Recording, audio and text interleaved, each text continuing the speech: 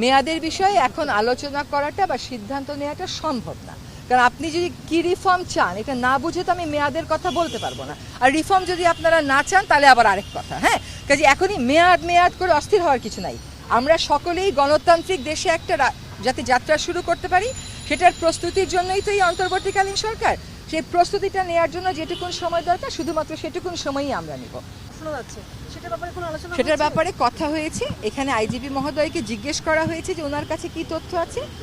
ওনার কাছে যা তথ্য আছে তার সাথে আবার যা প্রচারিত হচ্ছে সবসময় মিলছে না, আবার ওনাদের অনেকগুলো থানাও তো ফাংশনাল না, কাজে ওনার কাছে সব তথ্য এখন থাকবে এটাও আমরা ধরে নিতে পারি না।